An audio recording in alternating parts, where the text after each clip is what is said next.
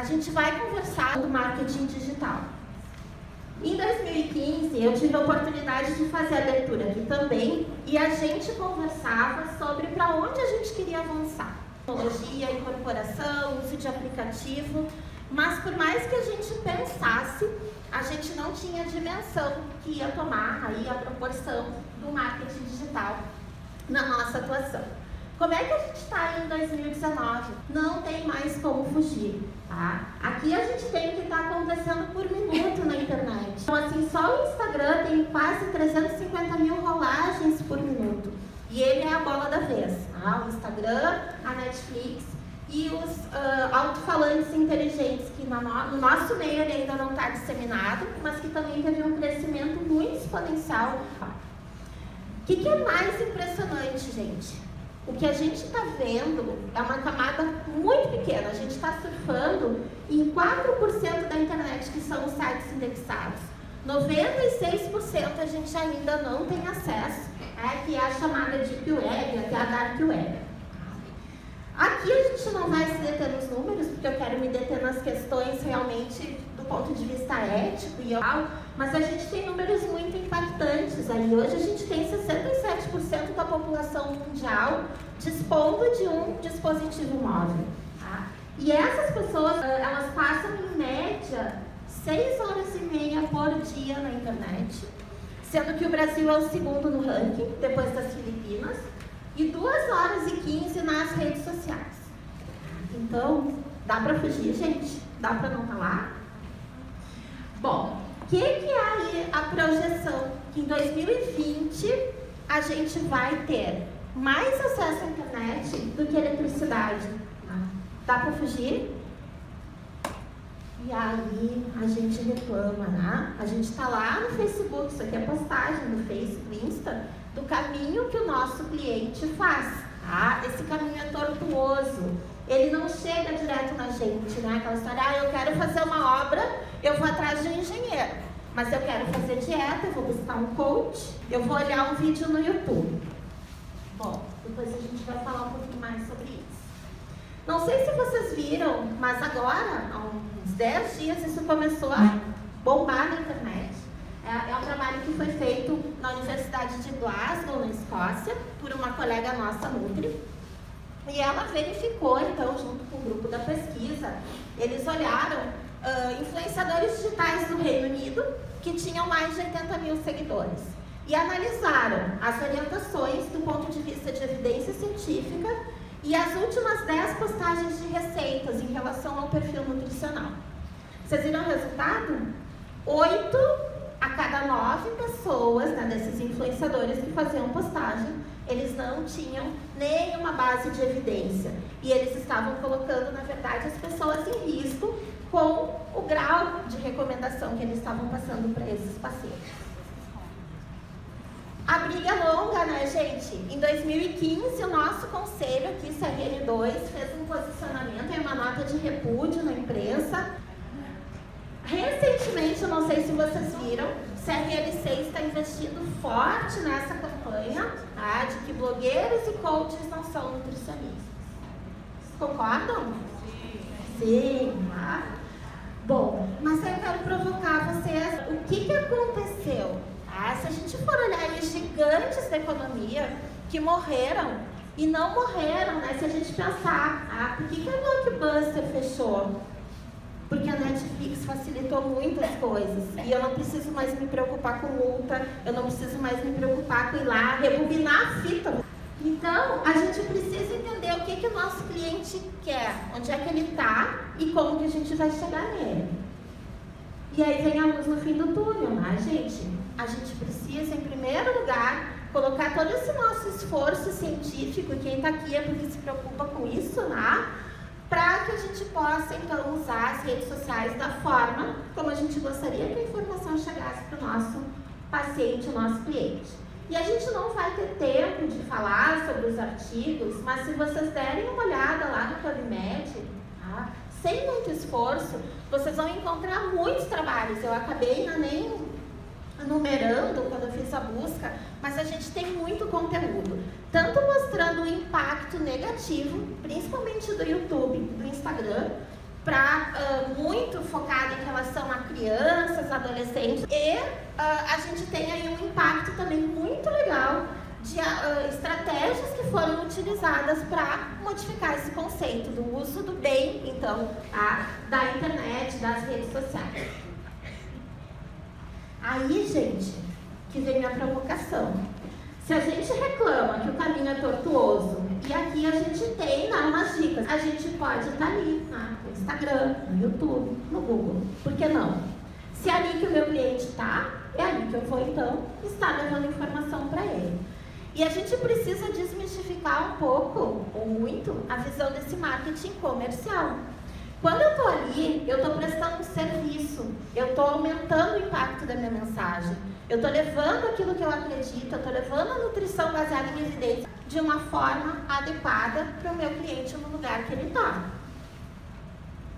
E aí a gente tem N exemplos de Harvard, a gente tem associações, a Associação Britânica de Nutrição e Dietética Americana, a SBAN, fazendo trabalhos muito legais, onde a gente pode levar, então, essa informação para as pessoas. Claro que dentro da linguagem, em marketing digital a gente fala em avatar, dentro da linguagem do nosso avatar. Se eu estou falando com colegas, eu vou usar uma linguagem técnica, mas se o meu avatar é um paciente, eu preciso usar uma linguagem que o meu paciente ele vai poder me acompanhar. Bom, alguns direcionamentos, então. Em 1996, a gente já tinha aí a Associação Americana de Dietética falando da importância de que, quando eu trabalho com educação nutricional, eu preciso poder utilizar as ferramentas e as técnicas de marketing para fazer essa educação nutricional. A Confederação Internacional das Associações e Sociedades de Nutrição, onde a ASBRAM faz parte, ela também fala, que quando a gente fala em boas práticas aí de aplicação da ciência com base de evidência, que a gente precisa comunicar as pesquisas de uma forma adequada.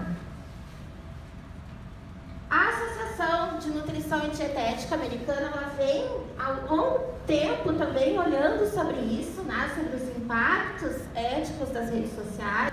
Em 2016, falam alguns estándares de conduta e de boas práticas. Então, trabalhar a questão da privacidade e da confidencialidade das informações. E aqui a gente tem até algumas diferenças. O nosso conselho, por exemplo, fala da gente não colocar as fotos de antes e depois, o que inclusive está alinhado com a política de anúncio do Facebook. Vou mostrar para vocês depois. Mas aqui eles falam que eu posso usar fotos e informações de pacientes desde que eu tenha por escrito a autorização desse paciente. A questão de responsabilidade profissional. Qual é o grau de evidência daquela informação que eu estou levando adiante? Os limites profissionais. Então, até onde eu posso postar? Eu estou vinculada a uma instituição que tem algumas regras de conduta, eu preciso alinhar também em relação às regras daquela instituição. A credibilidade do conteúdo, atribuir a fonte. Eu não posso simplesmente chegar reproduzindo as coisas e não atribuir os créditos. E isso vale para a imagem também. Eu uso arquivo próprio ou eu vou usar banco de imagens. Eu preciso ter o cuidado e sempre atribuir a fonte. Ter a transparência em relação a conflitos de interesse. A questão de propriedade intelectual, isso, como a gente já falou, vale tanto para a imagem como para as copies, para os textos que a gente usa.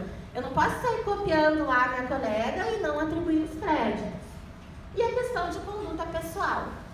Então a gente precisa ter muito claro, aquela rede social que é a minha rede social de uso pessoal e a rede social que é a rede social que eu vou usar para o meu trabalho. Claro que a gente vai ver que para engajamento, muitas vezes a gente vai trazer algumas coisas da vida pessoal. A gente pode usar, por exemplo, o perfil do Instagram, a gente usa como um perfil profissional, mas lá nos stories eu posso colocar algumas coisas para trazer, porque as pessoas se conectam com outras pessoas. E isso é uma coisa que a gente fala bastante. Eu vou usar o nome de uma marca ou eu vou usar o meu nome como profissional?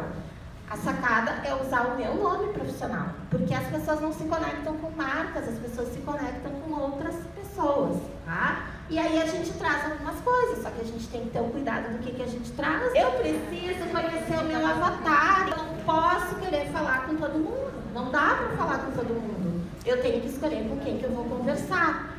Então, eu vou conversar com pessoas que estão buscando a prevenção, eu vou conversar com mães que estão buscando atendimento para o seu filho, eu tenho que adequar a linguagem e trabalhar em cima. Em marketing a gente estuda muito a questão das dores e os desejos. Qual é a dor daquele meu avatar que eu estou buscando engajar? É doença? Eu tenho que considerar aí a regra do 80-20. A regra do 80-20 é gerar conteúdo de qualidade. 80% das minhas postagens ela tem que ser conteúdo. Ninguém vai entrar na rede social de vocês para olhar anúncio de venda. Seguir pessoas, profissionais que têm experiência e que estão fazendo isso profissionalmente, para que vocês possam se inspirar, para que vocês também possam melhorar. Como o Carlos falou, pouca gente hoje está investindo nisso da forma como tem que ser. Estar centrado na audiência, então aquilo que a gente falou, lembrar que o conteúdo precisa ser traduzido para aquela audiência que eu estou trabalhando. E aí trabalhar parágrafo curto, trabalhar a questão de postagens bem concisas, bem objetivas, até quando a gente trabalha com profissional. E a questão de autenticidade, não adianta eu querer ser o que eu não sou. Então eu preciso mostrar a minha cara. A gente tem que se expor, a gente tem que perder o medo. Considerar então aí que conteúdo de qualidade sempre vai ser a melhor estratégia. Considerar anúncio pago, eu vou ter que investir, sim, dependendo do meu posicionamento que eu quero ter. E às vezes a gente pensa, nossa, mas eu vou ter que ter uma verba gigante. Não, eu impulsiono o vídeo com R$1 por dia, e eu consigo ter bom engajamento. O negócio é que isso existe uma ciência, não é chegar lá e apertar o botãozinho e impulsionar. Isso se chama tráfego e tem um monte de coisas para a gente conseguir chegar no algoritmo. Ser responsivo. No momento que a gente abriu a porta e a gente tem a audiência, tu tem que estar lá para responder, tu tem que estar lá para conversar. É muito legal. E lembrar que uma vez que tu postou, tá lá, é público, então ter muito cuidado, pensar muito bem antes disso. E lembrar a questão de timing também, né, gente? Aconteceu uma tragédia, isso eles falam aqui na questão das melhores práticas.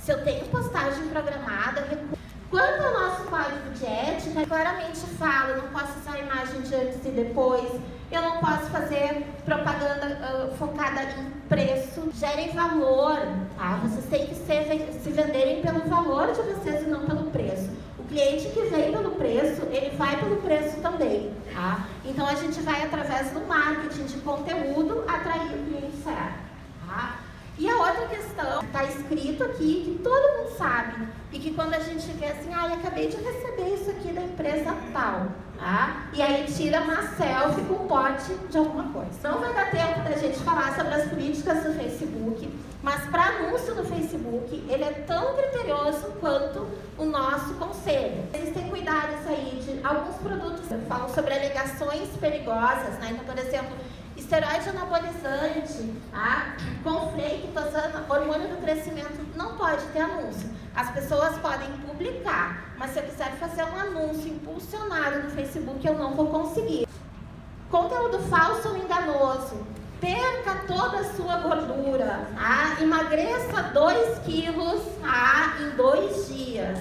O Facebook não vai liberar o post, todas essas questões assim, de imagens, que levam as pessoas a uma expectativa errônea. Então, por exemplo, aqui, antes e depois, o Facebook também não permite anúncio. Para finalizar, então, achei que tinham me abduzido, A gente fala em marketing de atração. Isso aqui, gente, é atrair, converter, fechar, engajar. O que é isso? Eu vou tornar o desconhecido meu fã. Eu vou fazer com que aquele cliente que eu estou buscando me venda. É essa sacada aqui que a gente precisa trabalhar e que não dá tempo aqui em 20 minutos da gente conversar sobre isso, Mas existe ciência atrás do marketing digital, que é conteúdo, copy e tráfego. Conteúdo, todo mundo aqui tá correndo na frente, Onde é que eu vou buscar conteúdo? no PubMed, no portal da CAPES, nos periódicos que eu leio, conteúdo com base de evidência. Copy são técnicas de persuasão e eu vou colocar isso no meio do meu texto técnico. E hoje a gente vai precisar de pessoas que entendam muito bem dos algoritmos, né? Quando a gente fala em Facebook, toda aquela política se aplica ao Instagram, mas a gente tem a estratégia de tráfego no Google, cada um tem a sua estratégia. E o que eu preciso pensar, gente?